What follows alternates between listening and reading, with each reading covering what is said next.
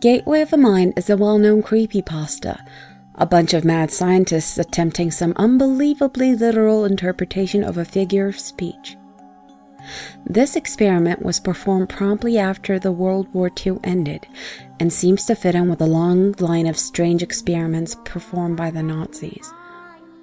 The Nazi reign was famous for its backdoor scientists and occult researchers. Special expeditionary divisions of the Reich were often sent out in search of artifacts or locations of occult or religious significance. Meanwhile, in Germany, bunkers were assembled and mansions and castles were fitted with labyrinths and dungeons which were filled with strange experiments and research notes. Whenever the Allies found these places, they were often gutted, burned, or otherwise destroyed and abandoned. Whenever a lab was found intact, the research was often incoherent or missing, or later destroyed by the Allies to prevent the Nazis from recovering any hidden data. A lot of the Nazi experiments were kept under the radar, until recently. Veterans who served as guards to the labs and ritual zones have explained what they have seen, or folders and books have been uncovered in boxes and crates belonging to the scientists.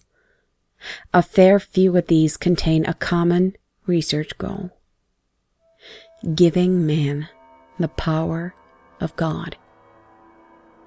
Exactly the true power is often up to debate, but it appears that this is often described in Nazi research as immortality, unable to die, invincibility, or other factors surrounding losing the capacity to die in some way or another.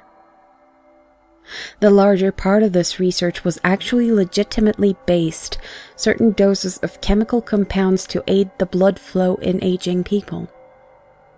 First concepts that are now used in today's transplant surgery, grafting, ointments that renew skin, antibodies to various diseases, and fitness and dieting research. However, one set of crates discovered in Hamburg in 1999 went way off with this research style. This stuff crossbred the occult experiments and immortality research. The introductory folders and proofs of concept of the research begin with the principle that the brain controls the body and completely and wholly. As the body slowly degrades around it, it continues to function. Further statements say that the reason the body is left to degrade is because the human brain is set on a biological timer, such as why the butterflies can only live a day, yet other insects can often last longer. The brain tells us to die. It is proposed that as the brain grows, it begins to make connections, resulting in the human becoming more mature and having an advancing brain. At the age of 35 to 50, however, these connections slowly break down, resulting in forgetfulness, dementia, and other mental diseases reserved for the elderly. The Nazi scientists proposed that the brain has a universal kill switch that activates as soon as the brain has fully developed. In all normal humans, this kill switch will initiate a shutdown sequence in bodily functions, which occurs over several decades. As soon as the body is fully shut down, the brain will be forced to die through lack of oxygenated blood. It is said that Werner's syndrome, a disease where a person ages rapidly, is a result of the kill switch function activating far too early.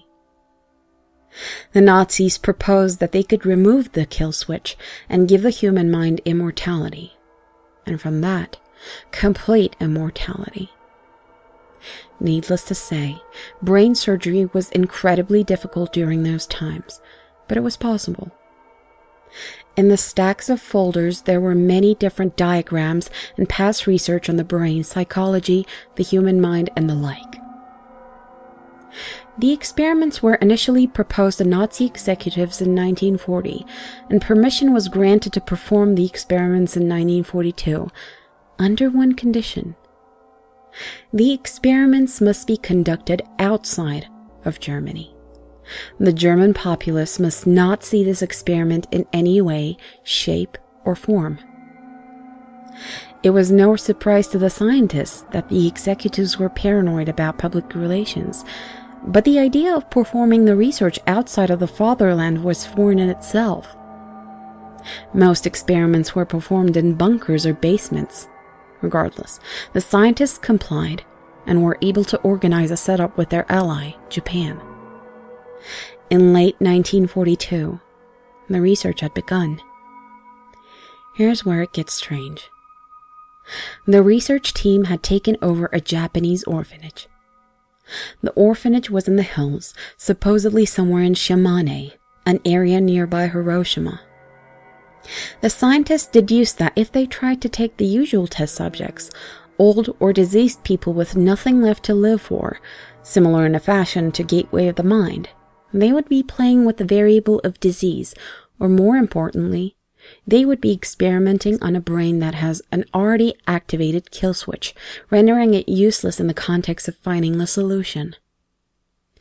As a result, the Nazi scientists demanded that children, namely the orphans in the orphanage, which they deemed to, again, have nothing else to live for, would become test subjects. Their young brains eliminated any cause for concern of an already activated kill switch. To begin the experiments, the children went through numerous immunizations and intense psychological testing to ensure that they would prevent any defects and keep a general benchmark for their subjects. Next, they begin with the older staff of the orphanage. Put under anesthetic, the surgeons opened up their skulls to find a good cross-section of an adult brain and begin to find key differences between it and a child's brain.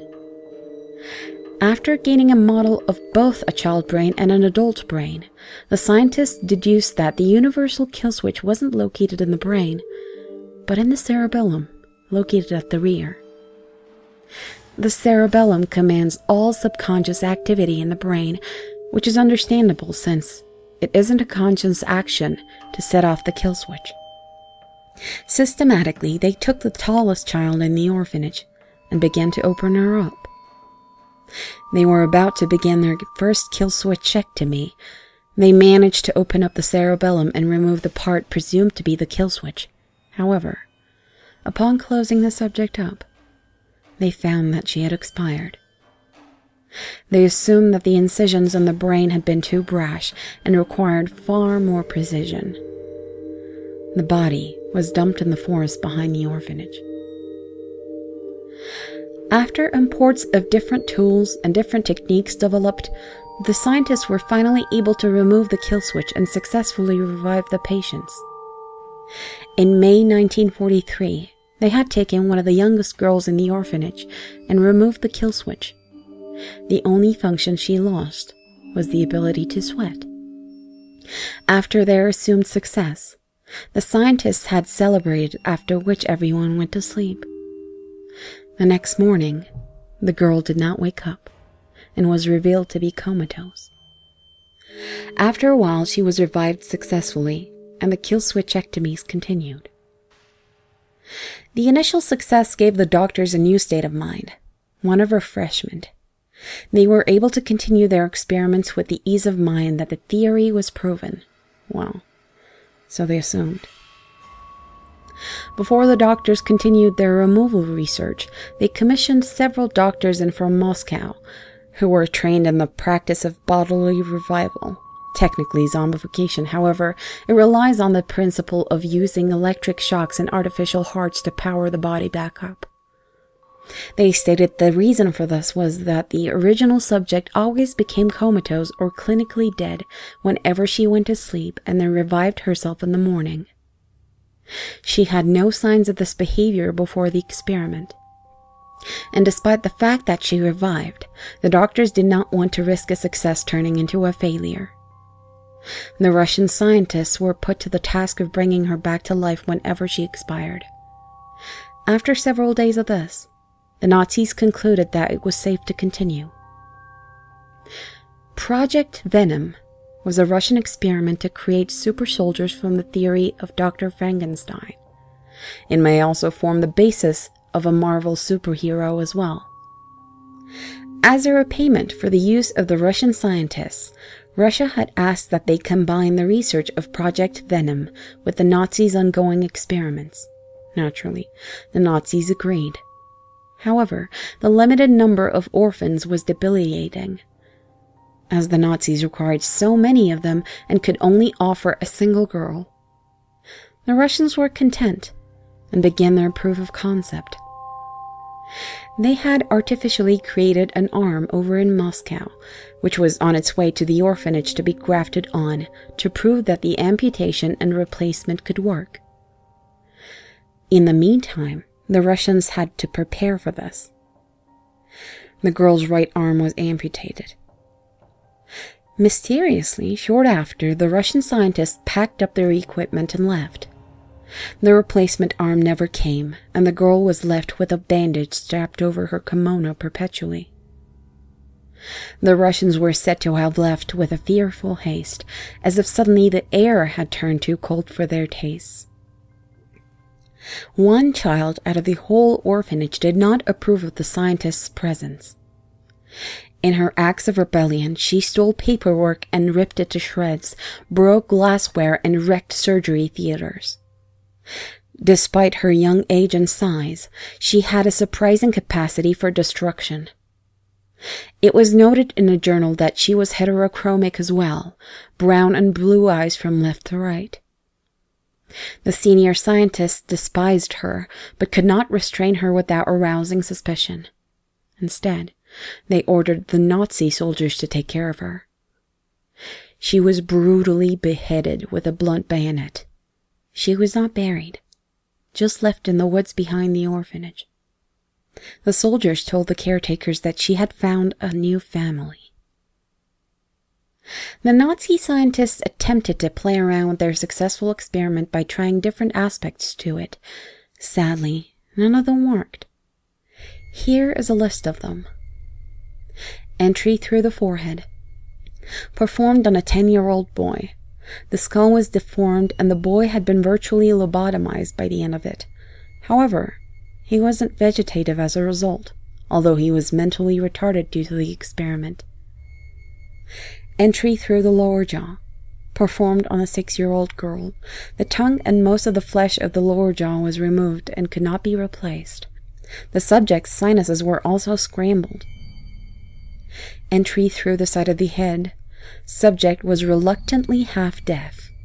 It should also be noted that there was no anesthetic during the surgery and the screams were truly mortifying, as most journals read. Despite the failure of these, the kill switches were still removed, and the subjects acted in much the same way as the first girl, expiring upon sleep.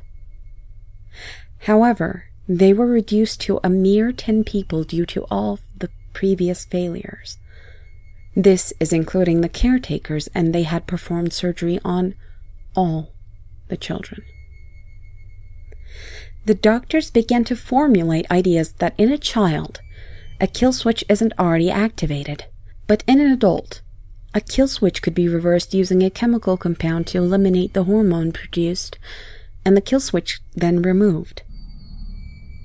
This was performed on all the caretakers and was surprisingly successful as they all survived. During the experiments, scientists were told to watch over the successful children and monitor their behavior. This part gets freaky. They appear normal at first, just like any of the other children, playing, cheering, learning normally. But when separated from the others, they seem off. They stroll carelessly around with a blank smile on their face, their eyes looking straight at you. If approached from behind, their heads snap around with ungodly speed, and for a moment, you can almost see an expression so vile on their face that it makes you want to cower. But then you realize they're just forming their dreamy smile again. Another thing is that they follow us, but only when we are on our own. After finishing on my typewriter and heading to my room, I'm often given a fright by one of the children standing several meters down the dark hallway, staring at me. When I go off to my room, she follows me and I shut my door, jam a chair behind it, and then I sleep safely. It feels like they're ghosts at nighttime. And the funny thing is, I keep seeing one child with reddish hair.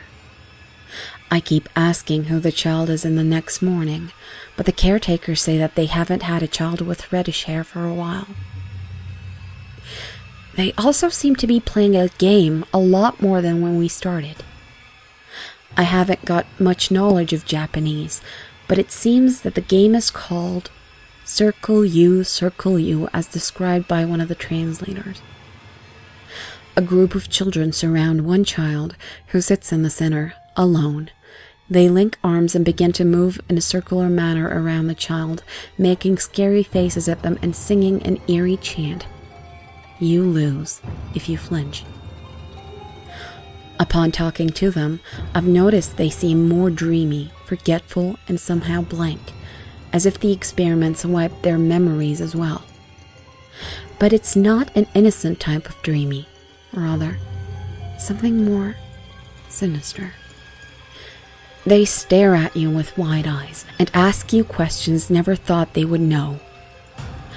One asked, "When your grandmother died, did she really leave you a gold-plated watch?" It may seem crazy, but my honest answer was, yes. In early 1945, Hiroshima was bombed. Germany forfeits and the experiments are ground to a halt. The Germans began packing up their equipment. Most of them have already returned home due to their mental welfare, stating that they showed signs of insanity. Only 4 scientists remained. After sending the last set of equipment off, the scientists deemed it only justified that they inform the caretakers that they were leaving, and they did so. And to the horror of one of the scientists, and the surprise of the rest, the head caretaker said in fluent German, "Will you play one last game with us?" The 3 scientists agreed, and a circle of children and caretakers formed around them. Now if you flinch, you lose. The one horrified scientist ran to the last truck and jumped on it without looking back. If you go to Hiroshima, go around the woods and you may find some dirt trails there. If you travel down them, you will see beautiful forests. But if you travel down one that has signs of trucks going through, you will feel cold, and you will see that a lot of trees are cut down. But don't wander from the path, or you'll likely get lost in those vast woods. If you pay attention, you will notice that the tree stumps look like kneeling people, missing heads. If you continue, the air will get cold, naturally because you're climbing uphill, right? Of course. Eventually you will reach a clearing with an old stone building in the center, vines covering the place. Go inside if you want to play. As soon as you open the door, a foul smell will come out, similar to that of a rotting corpse. If you look down the hall, it will be dark regardless of the time of the day, since there are no lights. Continue down the hall, take the first left, and then go down that hall until you see one door that appears to be made out of a red-colored wood. Open the door, you will find 10 happy children and caretakers, all wearing kimonos, playing in a normal playroom. One is missing her arm, another is missing his forehead, and a third lacks a jaw, but all are bandaged with clinical precision. The place should be very clean and tidy, dependent on your standard of such things, and well lit. At once, your presence will draw the attention of everyone in the room, including the ones that look far too preoccupied or distracted. They will turn to look at you, carefree smiles from each of their pleasant faces. The head caretaker in all her beauty will ask, "Will you come play with us?" By this time, if you haven't soiled your pants, you really should to save you the trouble later. If you say no, the door will slam shut on you, and if you try to go down the hallways out the exit, you will only find another dark hallway. Open any of the brown doors and you should find operating tables or bunk beds. If you continue down the third hallway, you will realize that a girl is standing several meters behind you, her face shrouded by shadow. Approach it and expect your doom. Continue down the hallway and try not to let her catch up with you. If you say yes, however, you will be welcomed into the room. The door will close behind you and everyone will form a circle around you. Now sit down and don't flinch, a cheerful voice will say. Just follow the instructions and you will survive. All light will disappear from the room, yet you can see the circle of children, each with a vicious expression on their face. One so vile you will probably flinch straight up. If you can stomach that, though, they will begin to move around and around you, slowly. You may feel one of them lash towards you. If you look, however, there will be nothing there besides the children circling normally. If that wasn't enough, they will begin chanting, Kagome, Kagome. I really can't explain any further. No one ever lives to tell the tale of what happens then. If you flinch before they chant, they simply continue as normal. If you choose to say maybe to the head caretaker or anything other than yes or no, it is told that the children's expressions will turn mortifying and they will scream in inhuman voices, "Decide! Decide!" If you do anything besides say yes or no from here, it is told that the children and the caretakers will slam the door on you. If you turn around, the story varies. Supposedly, your worst fear will be waiting at the other end of the hallway, separating you from your exit. Most notably, this character is Akamanto, or the Rake. The least you could do is to greet the creature before he tears you into oblivion. If he has the capacity, he may well respond, and you will die as a polite person. Don't greet him, and you will end up as another of the beheaded bodies along the trail.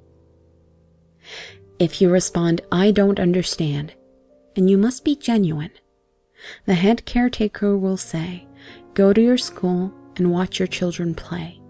You should understand then." Nothing will have changed, and close the door on your way out. It's common courtesy. Most creepypastas are fabricated. Some derived from psychological stigma, and others are revamped ghost stories. But there is a small percentage of creepypastas which aren't like this. These are the true creepypastas.